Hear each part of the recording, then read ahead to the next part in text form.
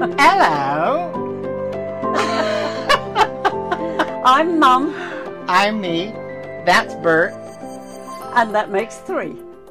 And a note that just fell out of my... Oh, I wondered where that was. It's from a friend we met along the way. Their contact info. Oh. Anyway, we got to do a little bit of catching up. We do. It has been... I got to share really quick. And my very little quick. Driving into Phoenix, I told you. So we have arrived in Harlingen to start the next leg of our life. We've got about probably 20 videos that we need to finish editing, getting ready, and releasing. So there's a lot coming. But right this minute, we're 4 episodes behind on where we should be. But that's because we get to Phoenix, you land in the hospital. We ended up... I guess I was really lucky that we got to Phoenix before I had to go in the hospital because of my health insurance. Well, we would have been okay wherever because they would have extended it. However, but we know everybody there. Yeah. The support structure is so much different. Yep. Which is partly what we want to talk about today. I should start over because we didn't do our 30-second thing. I'm dumb. You didn't do our 30. Oh, no, you didn't do it. No, you didn't do it. No, you didn't do it. You never do it. Anyway, so we're going to talk about friendships, getting into Phoenix, your health, the episodes that we have coming up, and then what else? All of the other episodes. And Sioux Falls. Yeah. And the friendships that we have visited, some of the friendships we've visited along the way, the friends that we love. Anyway, so we're also going to be talking a little bit about what's going on with life. But in the meantime, we're riding around in our Georgetown XL, Forest River. And if you can't tell, this is after that. You've already seen the video on the rain on the inside of the RV, which is never good. But that's what it now looks like, which we'll talk about that with our insurance and trying to get that all sorted. And ain't that just beautiful? It's lovely. So I'm not really going to start over. I should have, because I didn't do my orders right according to the producer. Anyway, but that's what we're talking about today. So, and the states are going to include we're leaving South Dakota, getting into Illinois, and then into Indianapolis, Illinois. And they're Nebraska. both Illinois. And Nebraska. So, now our credits.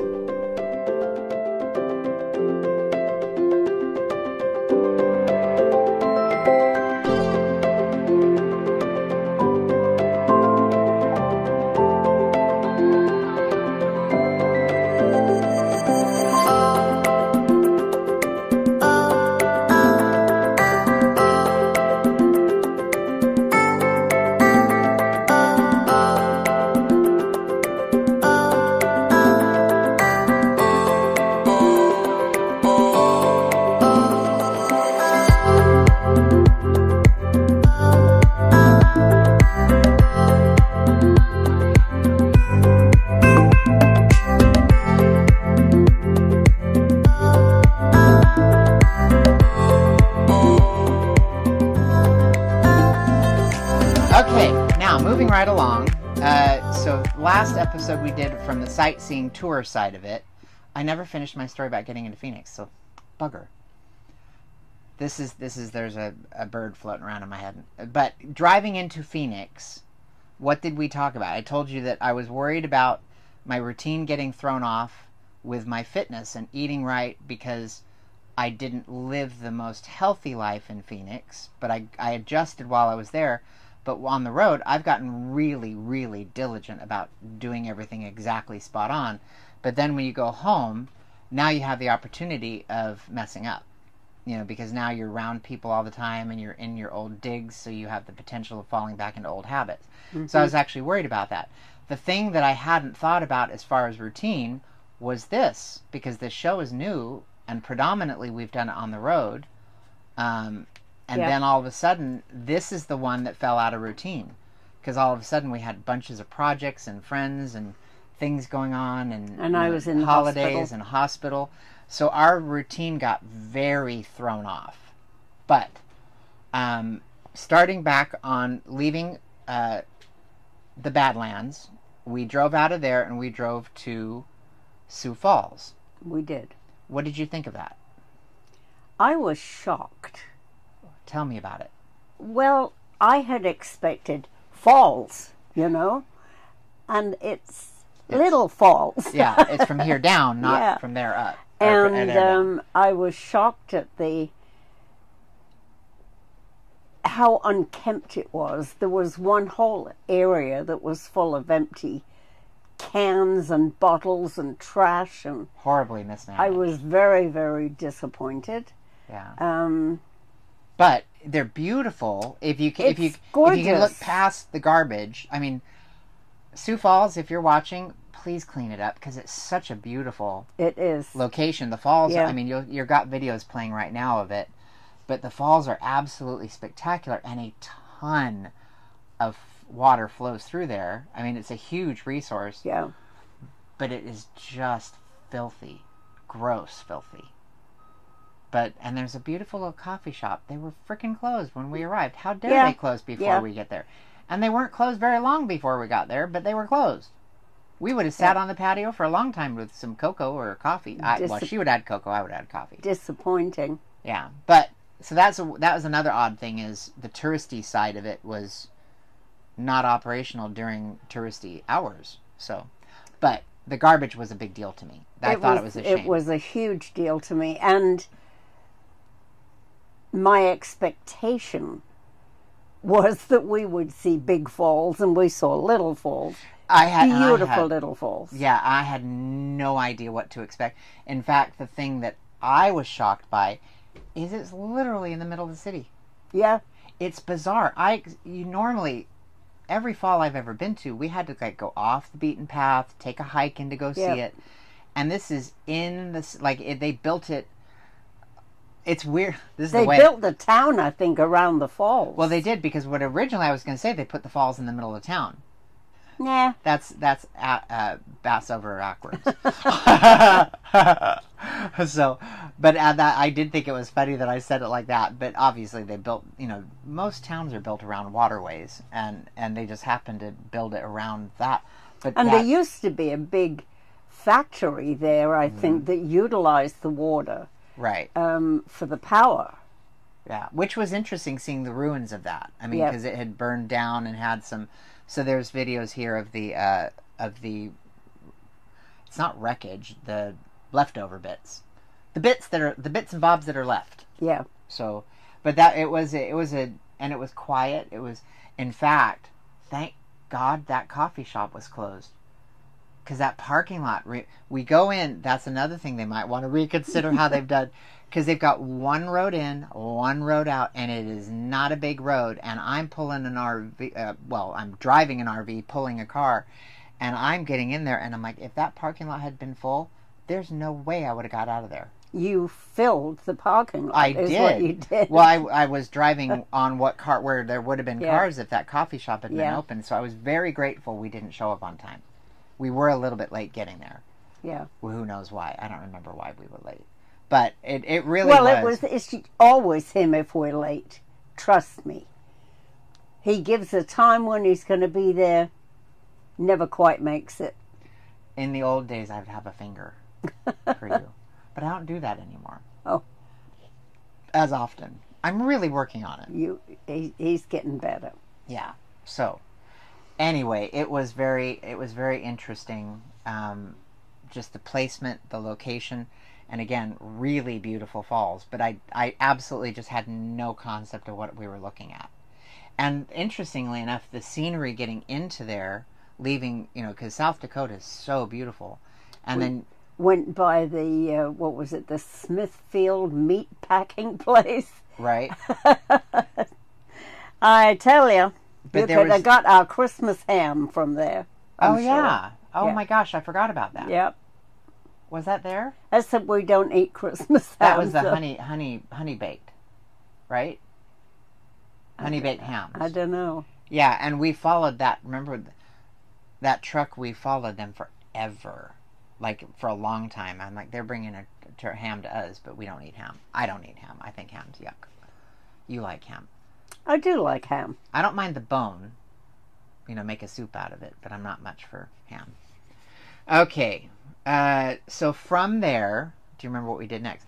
Then we, killed ourselves to get to the next stop. We drove ridiculous numbers of hours, and because we were trying to get to New York on time, we had a time frame crunch to get there for Spencer because his birthday was coming, and we wanted to spend ample time with him before we had to leave. But we got this wild hair up our butts. I should correct that. I got a wild hair up my butt. That's better. Because all of a sudden I realized how close we were to Catherine and Luke and Enzo. And they are friends of ours that we met on High Street. We had a baby shower for them. He's a Brit and she's a Nebraskan. And they've become very dear friends. And we literally just met them on the street, which ties into what we're talking about today. But we met them on the street, on High Street during Farmer's Market. They recognized us oh no, they saw Bert. And they have the most beautiful chow. Chow is three plural. chows. Well, now they have 3. And they had 2 at the time, but we only ever saw 1. But their chows are just beautiful. But they became family friends to us. And, we were able to be there on the day that Enzo was born and had their baby shower for them and really loved them a lot. And they weren't really along our path, but they weren't far off our path. So we took a pretty good sized detour in the middle of the night to get there because we also hadn't planned a trip. I did touch base with them and we decided we couldn't meet up because she had to go to work and he had to go to work and Enzo had to go to daycare. But we've missed them terribly since they left. We used to see them all the time and we miss them really badly. Still miss them. Oh, horribly. Because that kid's like our grandkid. Your grandkid, your great grandkid, and my grandkid. Yep. I love them. They ended up being along the route, so we drove out of our way, and then we ended up... And we voted Nebraska streets as the worst in the States so far. Well, in town it wasn't too bad, but it was hard to drive in there.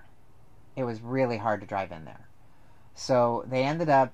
Anyway, we drove to the Walmart near them, which it literally was a half a mile away from their house as the bird flies. Yeah. So we had to drive kind of around to get to them. And they live... So we got there early enough that we caught her before she went to work. So... And we stopped and got a housewarming flowers, or I don't remember what, and some gifts for Enzo and some donuts so that we could at least see them even ever so briefly. And so there's pictures here, but we literally saw them 15-20 minutes. Yeah. And you were exhausted. I was in my jammies. But that particular detour took a lot out of you, but it was worth it. It was. But it really, really took a lot out of you that particular day. Yeah. But we had so much fun seeing them in their new house. They just bought a house, and we didn't get to see in the house. Yeah, because it's torn apart, or it was torn apart and getting fixed and painted and all the bits. But it was really wonderful to see them. So, am I forgetting anything about that part? That's it. But it was fun, and I like surprising people. That's a big deal to me. So then we left there, and we drove to Champaign, Illinois, to see a very dear friend of mine. Now, to give a little background on Mark, he was actually my attorney. So, back up. So I asked Pastor Don, I needed a reference to an attorney. I had some bad stuff going on, and I've got to be careful in how I say stuff, because I just have to be careful how I say it.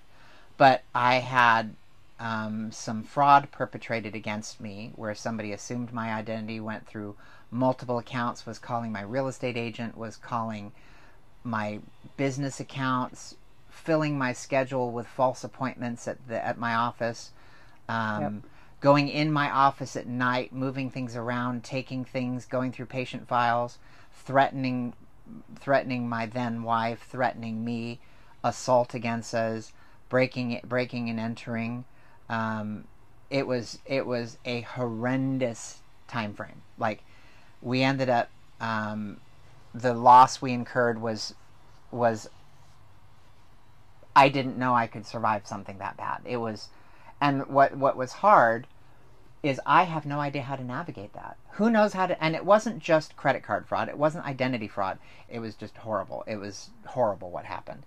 But in the middle of all that, I don't know what to do, so I called one of the wisest people I know, if not the wisest person I know, and I'm like, I need to talk to somebody who, and he referred me to a attorney in our elder board, and then he referred me to this guy, Mark. So I meet Mark in one of the worst windows of time of my entire life. It was bad. During that, we lost well into $2.2 million was the total aggregate loss, according to the Attorney General, and Sheriff Joe was involved. And I got to say something about Sheriff Joe. So I ran into Sheriff Joe less than a year ago. And Sheriff Joe immediately knew who I was. He remembered why I knew him. He wanted to know what happened with the fraud case, if they got the bad guy, which they didn't, but he got his own in the end anyway, so I was happy with that. It's one of those what goes around comes around things. But, my friend was chief of police. He referred me to Sheriff Joe. So I had all of a sudden I had people around me, but my world is falling apart. And because everything is alleged, the Attorney General who became my friend ended up telling me, he's like, you can't talk about this because it's all alleged. They could come back and sue you. I mean, they were forging bank documents. Yep. It was so pervasive. It was every aspect. So my friend, who was an attorney, so what I did was I meet Mark. I have Mark come over. I go up to a private area in the office. I sit down with him. I explain what's going on. He goes and meets the bad guy to figure out how to deal with this. And he comes back and he goes, that man is batshit crazy. He is maniacal. He is just out to destroy you. He is focused on destroying you and your life. And I'm like, why? Which I found out later from a peer of his. My understanding, it was a jealousy thing. We were growing 300% year over year. He didn't think what we were doing was going to work. It did work in incredible. We were being written up in trade magazines. We had people touring from other countries to see how we did what we did, and we were starting to create training, and it was just horrendous watching everything that I've worked for fall apart. And there's blood, sweat, and tears in owning a business. But so I meet Mark in the middle of this, and Mark ends up, obviously we're talking a lot because we're dealing with a lot of stuff. We get restraining orders put against the bad guy. We end up filing injunctions and things like that. In the way the law is written, the judge yelled at the bad guy and basically said, I don't like you, I don't like what you're doing. And then he looked at me and said, but I'm sorry. He said, the law, the way it's written in this particular situation, sides with him. He said, but he's like, I looked at the bad guy and he said, I will be watching you. So my world is literally crumbling around me. And Mark, in the middle of that, contacts me, and he's an attorney. I don't really know him. But he calls me months into this, and he goes, I have a really important question for you. And Mark is actually probably the most well-read person I've ever met. He reads insatiably. He's brilliant. Off the chart brilliant man. In fact, he's so brilliant that his brain is like way over there and the rest of us are over here. But he's like, I want to know if you'll be my friend. And I'm like, well, frankly, I kind of thought we had already become a friend. So a little bit about me. Once I know you, I consider you my friend. Until you prove you're not worthy of being my friend. Then things change. But generally, I trust but verify. And eventually people do prove themselves to not be worthy of my friendship. And I don't dislike them. I don't hate them. I just start to limit my exposure to them. But Mark became a super, super, super close friend. His son was going through some stuff. I prayed with them. I went to the hospital with Mark's grandson. I was on his first date with his new wife. I was there. I went to his wedding. I know all of his kids. I love them all. It's been a really great friendship. And that's part of what I want to talk about. The next piece of that, we visit him and his wife. Great to see them, and her mother was visiting from Ecuador. But then we go on to Indianapolis, Indianapolis, Indiana. That's hard to say. So, and we visit another group of friends, which is Tim and Peggy and Brian. And we didn't see his right. New His wife wasn't there, right. But we're visiting with them, and we've known. So Brian used to work or live in the street behind us. Smile, Tim, with your cheeks. Toddler. I mean, he was young. And then I found out that he was in my same industry in the credit card world, and so I invited him to work with us at American Express, and he got an incredibly difficult contract to get with American Express. We ushered him in. I got his contracts done with the help of my other friend, Jolynn, who I worked with at the time. And his business was in the third-party world, was the only one that was even close to my ratings. And my ratings in American Express were the highest ratings there were. We did tons of studies, and their business was fantastic. Bert, I think I'm sitting on your tail. Yep, I am sitting on his tail. Birds. Let's put you down because you're getting hot, and Poor I'm hot. Birds. So Brian, that's Brian's history, and then Tim and Peggy were in Bible study with us, and I actually met Tim and Peggy so many years ago just by reaching over and borrowing a pen or pencil from Peggy, just sitting in church. And then they joined my Bible study, and eventually they took over that particular group as I multiplied and got more groups. And, in that strain, we've launched 38 groups across Phoenix Valley. Many of them have multiplied into, grandchildren groups, and most of them are still going in one shape, one form or another. But the reason I'm talking about all this is we just got to Harlingen, and I have a hard time saying that for some reason, but we just left Phoenix. I'm going to cry. Phoenix has been my home for 39 years, almost 40. And when I got there, I was definitely a very broken young man. At the moment that I arrived in Phoenix in July of 1985, I had just had everything stolen from me from a place I was living in briefly in Florida, including my grandfather's clock, so I was very upset with that. I couldn't work with the people I was working with there. It was just a horrendous situation, and at the time I weighed about 300 pounds, and the humidity was something I could not live with. The humidity in Florida was just miserable. And at that kind of weight, not to get too graphic, but I will, you can put your hands inside your rolls and it comes out smelling horrific because you've got BO oozing out of you, and it's just disgusting. And I as a male am a 49 E cup, or double E, or whatever I was at the time. It's just not, it's a miserable life. So I got there to Phoenix. I'd gone home for a vacation with you.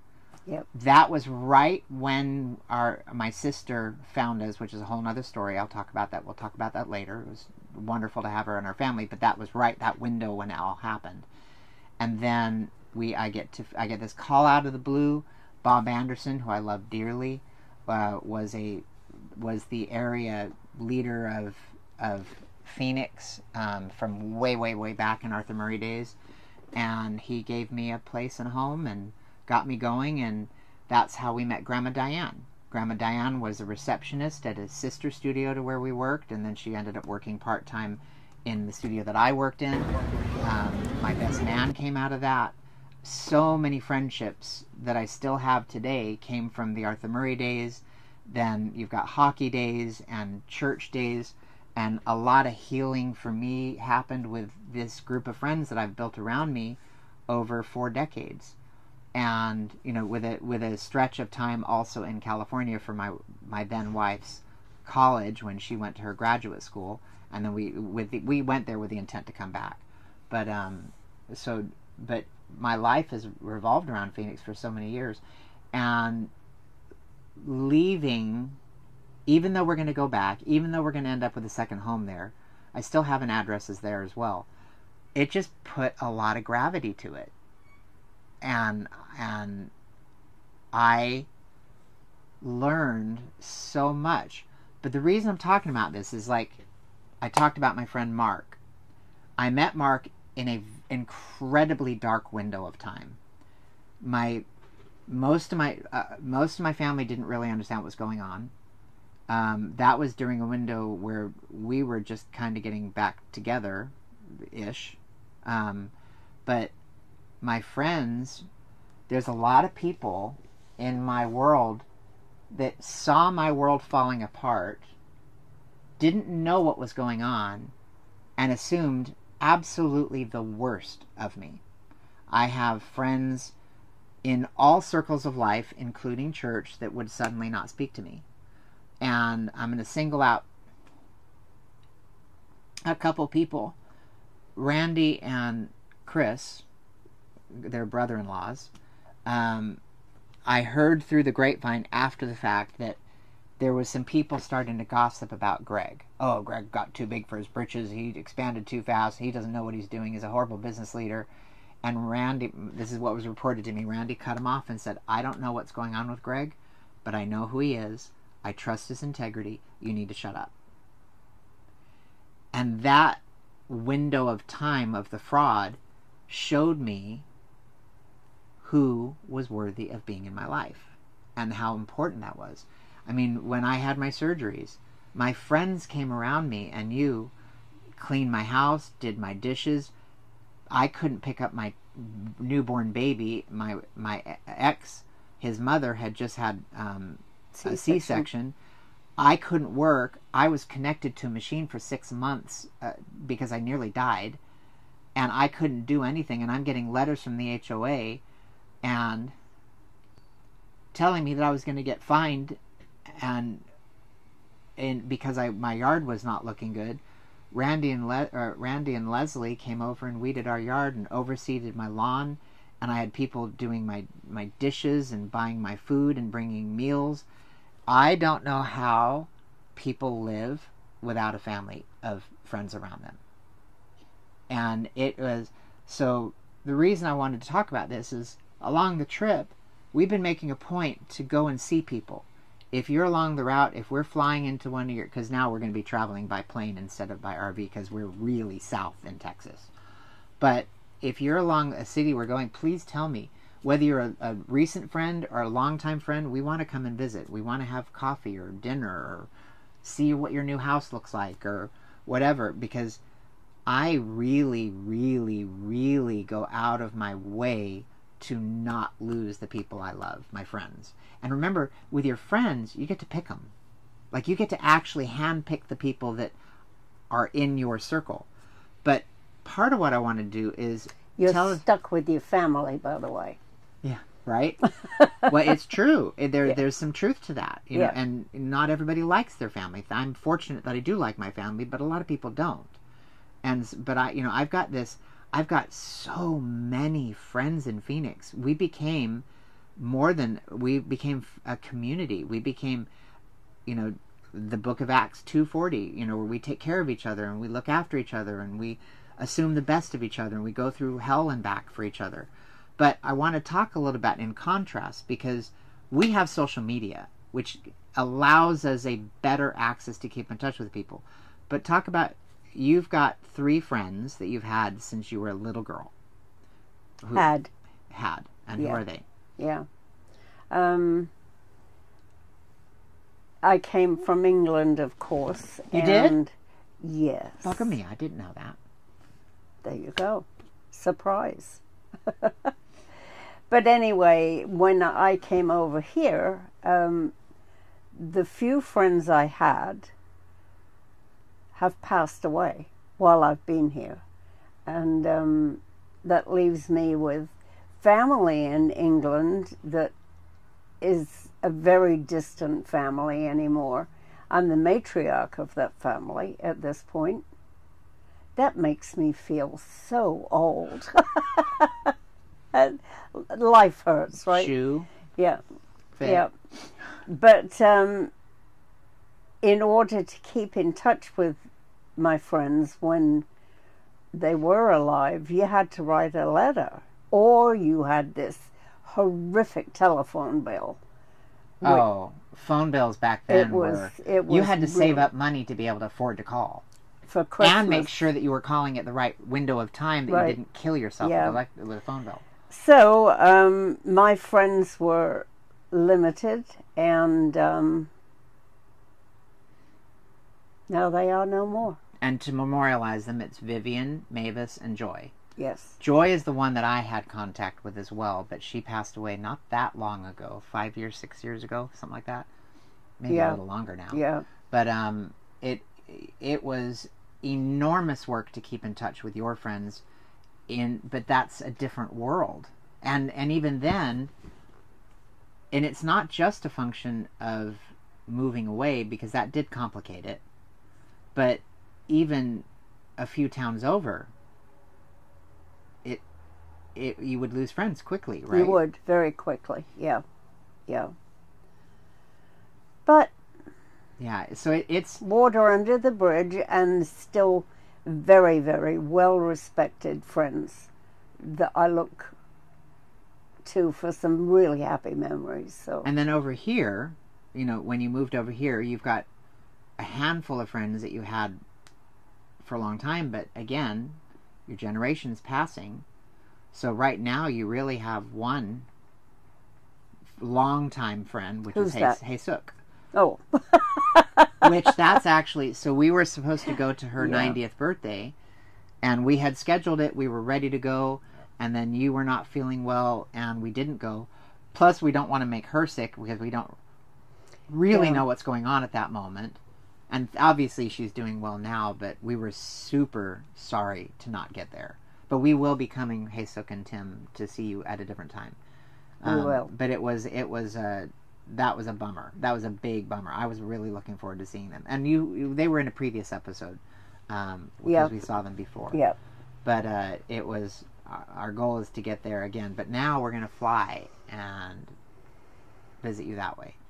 But part of the reason I'm talking about this is I'm going to say this on two different levels. Number one, crabs in a bucket. You know how the crab fights to keep the crab in the bucket? If you have a friend that's going through something, or pisses you off, or is your relationship is strained for some reason, assume the best of them. Don't assume you know what's going on. They could have just been diagnosed with cancer. They could have somebody committing fraud scheme, is what it's called. Karen is the one she was a cop at the time. She's went, Greg, that's fraud scheme. And it's one of the most pervasive kinds of fraud you can do. Yep. And it's a class 2 felony equal to rape, because it is financial rape. And it's a mandatory sentence, like of 25 years. I think it was something like that. Anyway, you don't know what somebody else is going through, but assume the best of them. Assume that maybe they could just use a coffee, or a shoulder, or a hey, I was thinking about you, or pray for them. That's number one. Number two, if you're not in close proximity, when you think of somebody, text them, pick up the phone, call them. It usually, that's what I call a God wink. It's a coincidence that requires an action. I really believe that. So, yeah, and I will say I'm very good at that. I'm very good at making an intentional effort to keep in touch with people. But even that, I mean, I had one friend, Doug Scaff. I've been trying to get in touch with him forever, and I was like, bugger me, he's like not answering back. But instead of assuming he was mad at me, I got hold of his wife. I found out what was going on. When we had coffee just a couple weeks ago, or last week, or something like that, I realized that phone number that I had, he had gotten rid of when I stopped hearing from him. But I didn't know what was going on, but I still kept trying. And but again, if you are my friend, or if I know your name, even if you're not my friend, if for some reason your you pop into my brain, I will pray for you right then. I've trained myself to pray when people pop in my brain. And if you pray, if it happens a lot, like if you all of a sudden are on my mind multiple times a day or multiple times a week, I'm going to be going, how are you doing? And it is mind-blowing how often when that happens, when I pick up the phone and I call somebody because I've been praying for them more than normal, Yeah. something major is going on in their life. Yeah. And even if they don't, if I have another friend of mine, love her dearly, she's a very, very important friend of mine. I just heard from her as I was leaving. I texted her on her birthday. She texted me back. The first time she's texted me in a very long time. Well, she's going through stuff. And, I've been praying for her the whole time, but I didn't get mad. And I chose not to be hurt that she wasn't calling me.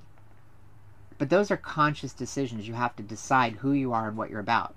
So your friends are important. At the same time, if people are going to assume the worst of you, if they're going to refuse to speak to you even though you're literally looking them in the face, but they've assumed all this bad stuff or they've listened to the gossip, they don't know. The person who's gossiping it has no idea. And I'll tell you something, you know this about me already. During the fraud, the gossip that people did, people that I cared about, people that I had done charity for, people that I had been in their house and helped them with projects, those people gossiping about me was the single worst part of the entire fraud. Yep. Yep. People in the industry that just all of a sudden assumed the absolute worst of me, it broke my heart. It broke my spirit. I had one particular friend, I can't believe I'm about to say this. So I had one particular friend who I had coffee with him, and there was 3 people that could validate the fraud. He admitted to them that he pretended to be me. That's the only tangible evidence. Everything else had been done through a fax line that was a common fax number, so I couldn't identify him as specifically the culprit. Everything else was done in a way where they couldn't pinpoint it was him, except these 3 people. I told this to the detectives. I've got a sheriff, I've got a chief of police, I've got the state district attorney, I've got the special fraud unit, which is our whole unit that deals with this, that is helping me, and the detectives and the actual deputies. This is who I'm dealing with on a daily basis, on top of protecting my wife because somebody assaulted her, protecting my son because somebody threatened him, protecting my staff because their stuff was being stolen and moved around in my office as well. I mean, the guy came in screaming at me one day in the middle of my lobby with my admin there. I looked her in the eye. I was upstairs looking down, and she was down, and I'm like, please don't leave right now, because but she was petrified. Her face haunts me still today, because I had to put her in such a difficult situation to stay there, because I needed somebody as a witness if he did haul off and kill me or shoot me or something out like that. Who knows? It was horrible. But so I had these 3 people. The crew leader of these people sat with me in Starbucks, and he was furious that I gave his name to the detective, to the police. He didn't want to be involved.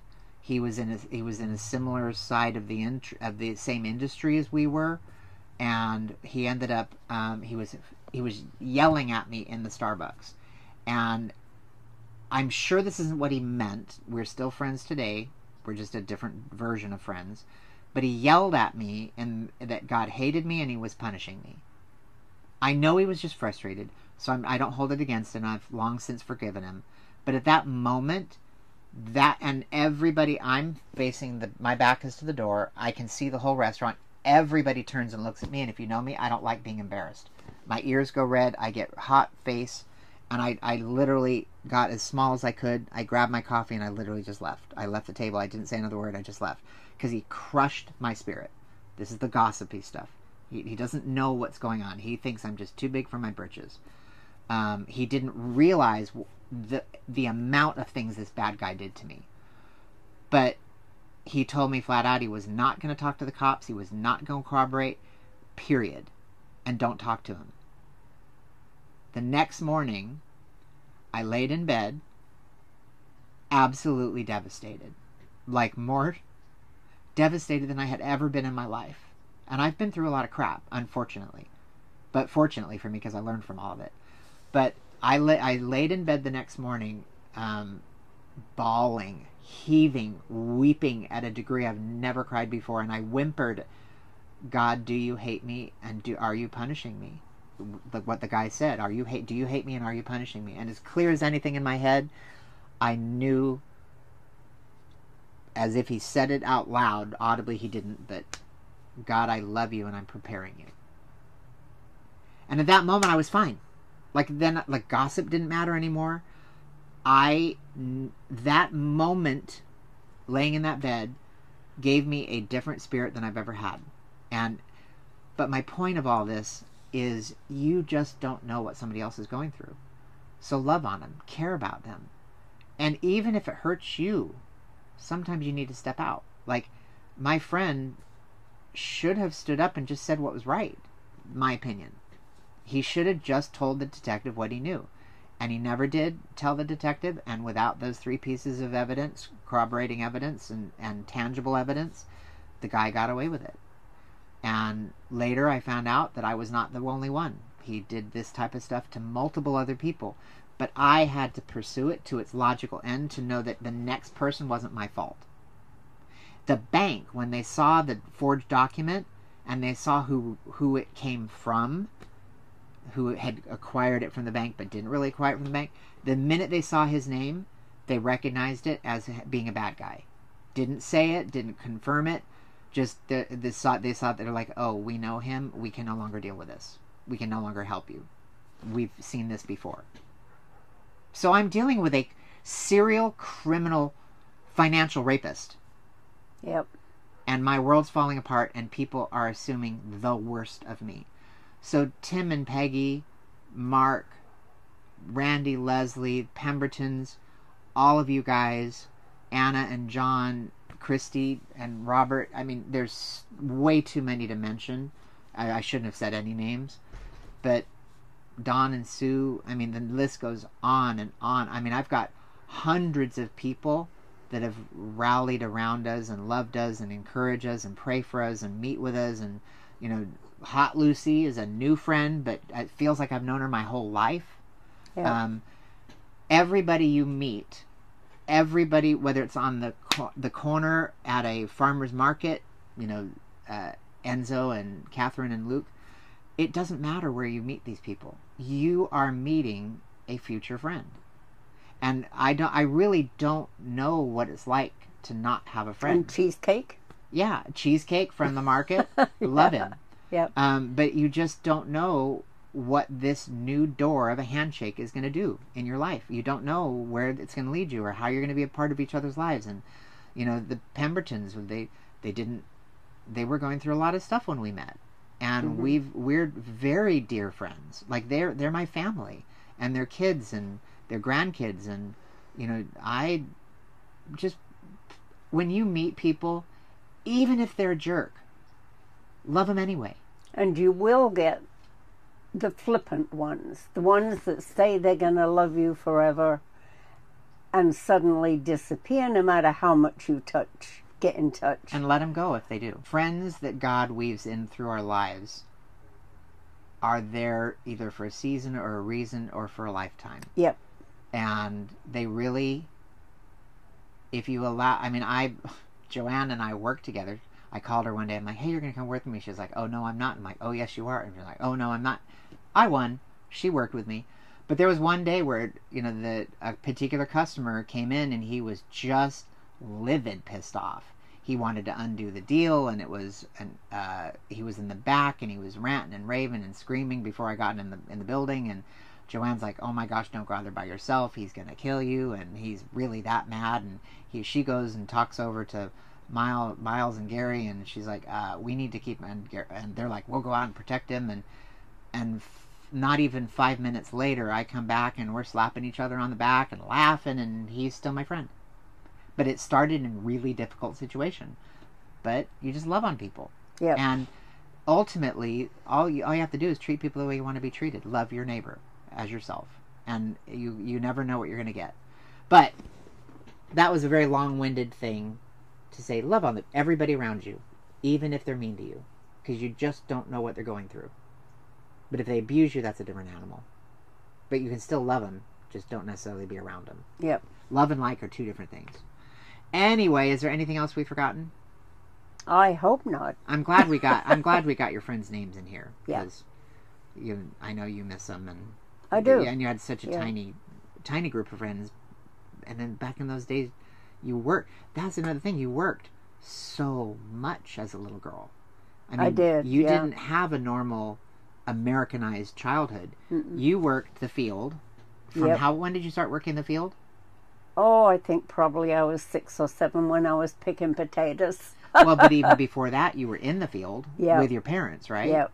And then when your brother, Uncle Tony, came along, you were his pseudo mother. I was. Nanny. Yeah. Because you were at home. I was 10 years older than him. And literally taking care of him when you were 10. Yeah, right? but in the field. Right. Mum would take him to work. But then you would go home and you would make food and, right? Clean the house. Yeah. As a 10-year-old. And when you weren't doing that, school rigor in England is way more difficult than America. Extremely difficult. And I caught my bus at 7 o'clock in the morning. And you had to walk how long to get there? Probably 30 minutes. So 30 minutes to get the bus. Yep. Then the bus ride, then your school. And the bus ride was an hour and a half because I'd passed the 11 plus exam. So 2 hours one way. Yeah. And then 2 hours when you got back. So that's 4 hours. Yep. And you had to cook and clean and do your homework. Yeah. So you really didn't have time to be friends with people. No, sure didn't. Because you were busting your butt. Right. And in England, that's kind of the elevated version of school in your teens there. Most of those kids are being bussed in from different places, so you're not even in close proximity. You don't have your neighbor to go play with. No. So you lived a pretty isolated life. Pretty much. So that's one of the things. But that was normal. That's the way it was. Well, normal is relative because you're unless you didn't pass the 11 plus exam, and then you had a bunch of friends. Right. Because you all went to school together. But that's not the way it was for me. But yeah, that's the reason I brought that up, is I don't want you to think that she just didn't have any friends because she was weird, although she's weird. But you know what I mean? I plan on staying that way too. Thank you. That's why where I get my charm. Your weirdness. But the reason I brought that up is I don't want people to think that there was something wrong with you. You were just living a much different life, and it was you were not a little poor when you were little. You were poor. Very poor. I mean, you were lucky to have coal to burn, to have fire. Yep. And when, I mean, and that's part of what I'm trying to do, is get out of you some of these stories, because I know them, but not everybody else does. You know, even my brothers have said they didn't know some of the stories that they're hearing. Yep. But you really did live an abnormally poor life in what America thinks is poor. Yep. And because you had shown giftedness in both singing and education, it started to isolate you out very fast. It did. And so you didn't have a plethora. It kind of sucked, actually, if you really Well, it was difficult, right? Yeah, it was. You felt alone, didn't you? I did. Was there any times that you regretted going to that school? Oh, heavens, no. No. That made me what I am. When you knew you were going to come here from being little. Age 8, I told my mom and dad that I'm going to live in America. And my dad says, I'm not raising you to send you that far away. He said it more like this. Yeah. Yeah. Love my granddad. Yep. Okay, so anyway, so that's interesting. So treasure the friends. love on them even when they don't look like they deserve it, and assume the very best of them. Yep. And if they leave you, let them. And if they abuse you, limit them. Huh? That's actually, could almost make that into a little saying. Anyway, we will start getting caught up on all these videos. I've got 3 videos that I need to like finish editing already, not including this one. Oh my goodness. And here I am. I need something to eat. Yes, I am I do hungry. too. I'm actually now an hour past due. Yeah. Sorry, Marcel. Anyway, we love you guys. We'll see you later. And remember, everywhere is an hour away from somewhere. And I'm glad we didn't lose you while we were gone. Yes, and thank you. And please like and share and follow. And if you would, email us on ideas of things you want to learn, either about RVing or the coach or friendship or family or whatever topics you want to know something about my mom. Email what that is at fanbase at got 86 years of history here. Yep, fanbase at MumAndMePodcast.com. Yep. And like, share, follow, all the bits and bits. Okay? Yep. Bye. Bye.